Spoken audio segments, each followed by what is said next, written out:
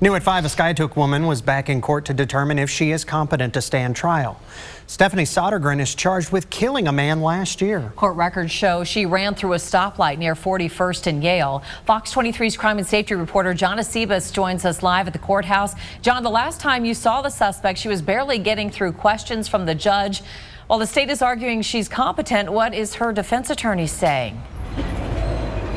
Well, this is what makes this so interesting. Her own defense attorney argued to the judge that she was actually competent for trial, but Sodergren was evaluated by a clinical professional, and that clinical professional, based on a few days worth of clinical records and some time spent in Tulsa County Jail, including a Zoom interview, found that Sodergren was not competent. So that's how the judge ruled this afternoon. Tonight, prosecutors are arguing that the victim's family is getting delayed justice.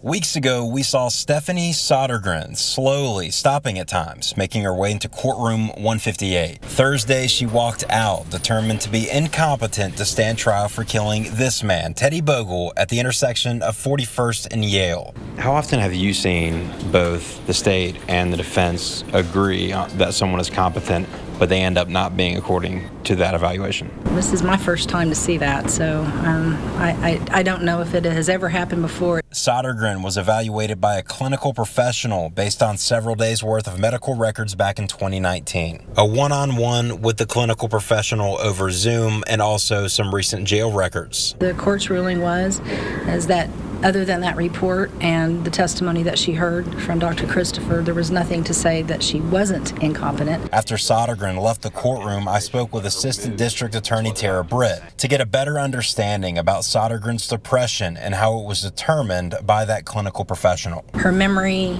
was not impaired, that she was coherent, she didn't have loose associations, all of the things that you traditionally find with a mental health crisis.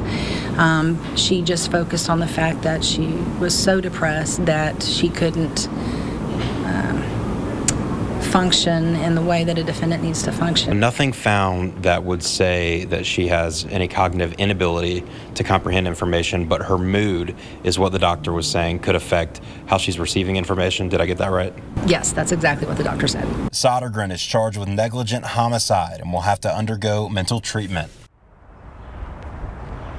The defense attorney nor really the families of either party wanted to speak after that hearing, but what I do know is she's going to go to a mental evaluation, which is going to be about 90 days of treatment. The weeks following that, she'll then be reevaluated to see if she can eventually stand trial. So her charges remain the same right now. She's just in 90 days of mental health treatment. Covering news that matters, John Acebus, Fox 23 News.